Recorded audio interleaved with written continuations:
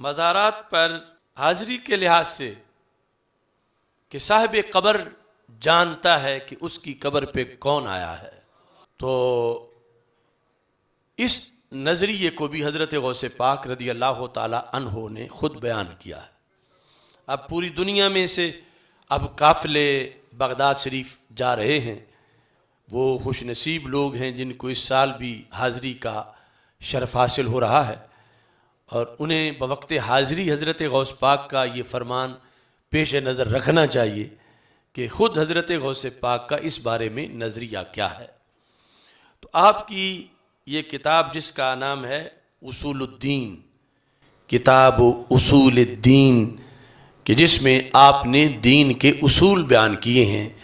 جو آپ نے خود پہلے پڑھے، پھر لوگوں کو پڑھائے، اور اس کے ساتھ پھر کتابی شکل میں ان کو مرتب بھی کیا۔ تو اس اصول الدین کتاب کے 179 صفحے پر باب قائم کیا حضرت غوث پاک نے،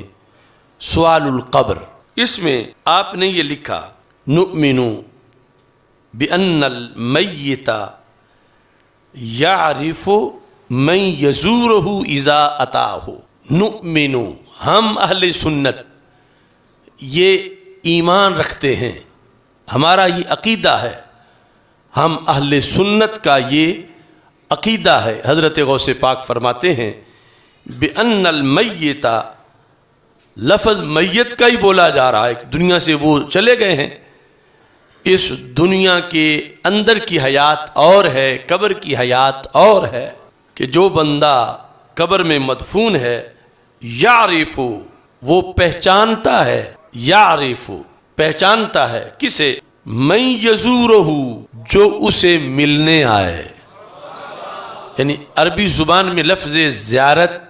ملاقات کے لیے بولا جاتا ہے، اور ہمارے عرف میں پھر کوئی حج کر کے آئے، عمرہ کر کے آئے، یا کوئی مقدس شخصیت ہو تو اسے ملنا، اس کو پھر اس کی زیارت سے تعبیر کیا جاتا ہے۔ تو عربی زبان میں من یزورہ اذا اتاہ، جو اسے ملنے آیا ہے جب وہ اس کے پاس پہنچے، اس کی قبر کے پاس۔ تو غوث پاک فرماتے ہیں نؤمن بأن المیت یعرف من یزورہ۔ اب وہ ہے غیب کا جہان، اور ہم غیب پر ایمان لانے والے ہیں۔ الذین یؤمنون بالغیب، قیامت تک کی ٹیکنالوجی سے اس غیب کا پردہ ہٹ نہیں سکتا جو برزخ ہے، یعنی جس سے روح نکل گئی، اگرچہ وہ ڈیڈ باڈی ہمارے سامنے ہو تو ہمیں پتہ نہیں کہ اس کے معاملات کیا ہیں، اس کا بولنا ثابت ہے حدیث صحیح بخاری سے، لیکن ہمیں تو اس کی آواز نہیں آتی۔ اور رسول پاک صلی اللہ علیہ وسلم ارشاد فرماتے ہیں یسمع صوتہا کل شیء الا الانسان، یہ بخاری میں ہے کہ اس کی آواز کو ہر شے سنتی ہے سوائے انسان کے، چونکہ انسان کے معاملات فوت شدہ کے بارے میں درجہ بدرجہ اور ہیں۔ کووں میں سے کوا مر جائے تو اڑتے ہوئے کوے نظر آتے ہیں، بندہ تو کوئی روتا نظر نہیں آتا، لیکن جب نسل انسانی میں سے کوئی فوت ہوتا ہے تو اب ارد گرد مرغیاں ہیں، چوزے ہیں، بکریاں ہیں، بھیڑے ہیں، انہیں وہ آواز آتی ہے جو گھر پہ چٹائی چارپائی پہ موجود بے جان جسم کی آواز ہے بخاری کی حدیث کے مطابق، لیکن انسان کو رب سننے نہیں دیتا، اتنی اس کی قدرت ہے کہ انسان کے کان میں نہ پڑے کہ اس سے پھر برداشت مشکل ہوگی، اور اس پر پھر غم کے جو لمحات ہیں اس کے لحاظ سے وہ مرغ اور بکری کو تو اس حادثے کا سامنا نہیں جس کا بیٹے کو یا باپ کو یا بھائی کو یا ماں کو یا ارد گرد والوں کو جن کا فوت ہو چکا ہے سامنا ہے۔ اور پھر مطلقاً ایک انسانی نسبت کی بنیاد پر ایک انسان کو کرب محسوس ہوتا ہے۔ ایکسیڈنٹ میں کتا مرا پڑا ہو اس کے لیے تو کوئی بھی نہیں رکتا، لیکن بندہ ایکسیڈنٹ میں اگر جاں بحق ہو چکا ہو تو ابھی تک لوگوں میں اتنا ہے کہ رک جاتے ہیں کہ دیکھیں تو صحیح اس کو کوئی سانس باقی ہے یا اس کو اسپتال لے جائیں، یا اس کے لحاظ سے دل پر ایک اثر ہوتا ہے اور بندہ غمزدہ ہو جاتا ہے کہ اس چوک میں ایک بندہ فوت ہو گیا ہے اور میں اس کو دیکھ کے آیا ہوں۔ تو اس بنیاد پر رسول پاک صلی اللہ علیہ وسلم فرماتے ہیں یسمع صوتا، اس نفس کی آواز کو ہر چیز سنتی ہے، الا الانسان، سوائے انسان کے، ولو سامعہ لصائقہ، اگر یہ سن لے تو یہ بے ہوش ہو کے گر پڑے۔ یعنی اس کے نہ سننے میں بھی رب کی حکمت ہے۔ تو اب حضرت غوث پاک فرماتے ہیں، یعنی یہ میں نے اس لیے بیان کیا کہ کوئی تجربہ کرنا چاہتا ہے ٹیکنالوجی کے ذریعے سے، وہ قبر کے اندر کیا کر سکے گا، وہ تو سامنے کی چارپائی پر نہیں کر سکتا اپنی ٹیکنالوجی سے، کہ کیوں بکری کو کیوں سنائی دے رہا ہے، مجھے کیوں نہیں سنائی دے رہا۔ جب سرکار کی بات پہ یقین رکھتا ہے تو اسے ایمان بالغیب پر جا کر اطمینان میں رک جانا پڑے گا کہ اس سے آگے نہیں جا سکتے، لیکن ہو یہ ضرور رہا ہے، ہم اس پر ایمان رکھتے ہیں۔ تو غوث پاک فرماتے ہیں نؤمن بأن المیت یعرف من یزورہ اذا اتاہ، کہ جب اس کے پاس میت کی قبر کے پاس اب مٹی ہے درمیان میں، تو کئی جہتوں میں اس کا جو سینس ہے میت کا اس زندہ سے تیز ہو چکا ہے، اسے مٹی کچھ دیکھنے نہیں دے رہی، اور وہ مٹی میں لیٹا بھی اسے دیکھ رہا ہے کہ اس پر منو مٹی ہے، اندر ہے وہ، اور اتنا بھی سوراخ نہیں کہ ہوا اندر داخل ہو، یعنی پوری قبر جو صحیح بنی ہوئی ہے۔ تو اس چیز کو بیان کیا تھا شاعر مشرق نے کہ تخم گل کی آنکھ زیر خاک بھی بے خواب ہے، کس قدر نشو و نما کے واسطے بےتاب ہے۔ یعنی ویسے کما حق کو تو ہمیں پتہ چل نہیں سکتا، ایمان بالغیب پر ہم ڈٹے ہوئے ہیں۔ مثالوں سے لوگوں نے کچھ حقیقت سمجھانا چاہی کہ ویسے تو جس کو مٹی میں دبا دیا جائے، اوپر پوری طرح بند کر دیا جائے تو قصہ ختم ہو جاتا ہے، لیکن اقبال کہتے ہیں کہ مومن کو مٹی میں دبا دیا جائے تو یہ نہ کہو کہ قصہ ختم ہو گیا۔ اقبال کہتا ہے اب تو وہ ترقی کے مراحل میں داخل ہو رہا ہے۔ تخم گل کی آنکھ زیر خاک بھی بے خواب ہے، تخم گل پھول کا بیج۔ اقبال کہتا ہے مٹی میں دفن کیا تھا، وہ سویا نہیں، پھول کا بیج۔ تخم گل کی آنکھ زیر خاک بھی بے خواب ہے، خاک کے اوپر تو بے خواب ہے ہی، خاک میں جا کر مٹی ڈال دی گئی لیکن وہ بے خواب ہے، یعنی جاگ رہا ہے۔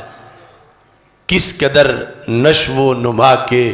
واسطے بےتاب ہے، اسے نیند اس لیے نہیں آ رہی کہ وہ ترقی کر رہا ہے، اور جو ترقی کے مراحل میں ہو وہ سو کیسے جائے؟ جو مر گیا ہو ہمیشہ کے لیے وہ سو جائے؟ اس کے تو ابھی بہت سے معاملات ہیں۔ سردی مرقد سے بھی افسردہ ہو سکتا نہیں، خاک میں دب کر بھی اپنا سوز کھو سکتا نہیں۔ یعنی یہ اوپر جا کر یعنی اقبال کی ہم نوائی ہے ان اولیاء کی فکر کے ساتھ کہ ادھر غوث پاک کہہ رہے ہیں کہ نؤمن بأن المیت یعرف من یزورہ، کہ میت، لفظ میت ہے مگر ادراک میں زندہ سے تیز ہے، جو قبر کے باہر کھڑا ہے اس کے سامنے تو مٹی حجاب ہے، اس کی نگاہ مٹی کو کراس نہیں کر رہی، لیکن جو دوسری سائیڈ میں ہے اس کی آنکھ جو بظاہر بند ہو گئی ہے وہ مٹی کو کراس کر کے دیکھ رہی ہے کہ میرا باپ آیا ہے یا میرا بیٹا آیا ہے یا کوئی دوست آیا ہے۔ یعنی یہ نظریہ غوث پاک بیان کر رہے ہیں کہ وہ میت جانتی ہے کہ اس کے پاس کون آیا ہے۔ اور اقبال کہتے ہیں، یہ کلیات اقبال میں یہ موجود ہے، کہا کہ سردی مرقد سے بھی افسردہ ہو سکتا نہیں، ویسے تو ٹھنڈ لگے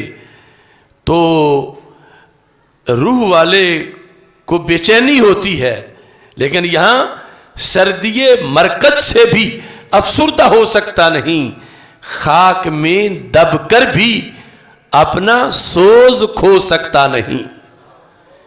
پھول بن کے اپنی تربت سے نکل آتا ہے یہ، موت سے گویا قبائے زندگی پاتا ہے یہ، ہے لحد اس قوت آشفتہ کی شیرازہ بند، ڈالتی ہے گردنیں گردوں میں یہ اپنی کمند، موت تجدید مذاق زندگی کا نام ہے، خواب کے پردے میں بیداری کا ایک پیغام ہے۔ اقبال کہتے ہیں بظاہر تو نیند آ گئی ہے، سو گیا ہے، لیکن حقیقت میں اب جاگ گیا ہے کہ اس کو وہ دیکھنا نصیب ہے جو باہر والے کو نصیب نہیں۔ موت کی ڈیفینیشن کیا ہے؟ اقبال کہتا ہے تجدید مذاق زندگی کا نام ہے۔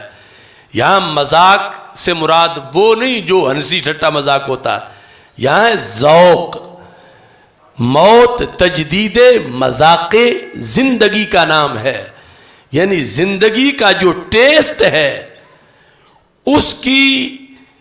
تجدید کا نام ہے۔ 70 سال زندہ رہ کر جو فوت ہوا اس کی زندگی کا ٹیسٹ پرانا ہو گیا تھا، موت اس ٹیسٹ کو نیا کرنے آئی ہے، اب اس کی تجدید ہو گئی ہے، اس کو نئی زندگی مل گئی ہے۔ تو حضرت غوث پاک رحمہ اللہ تعالی آپ نے اس مقام پر فرمایا کہ نؤمن بأن المیت یعرف من یزورہ، کہ میت پہچانتی ہے کہ اسے ملنے کون آیا ہے۔ اب یہاں میت سے ضروری نہیں کہ وہ کوئی غوث کتب ہو تو پھر پہچانے، عام مومن بھی پہچانتا ہے کہ بیٹے کی قبر پہ اگر باپ گیا ہے تو بیٹے کو پتا ہے کہ میرا باپ آیا ہے، اور باپ کی قبر پہ اگر بیٹا گیا ہے تو باپ کو پتا ہے کہ میرا بیٹا آیا ہے۔ یعنی اس ایمان کی دولت کی بنیاد پر اگر پھر جتنے بڑے درجات ہوں گے، وہ حافظ ہے، عالم ہے، قاری ہے،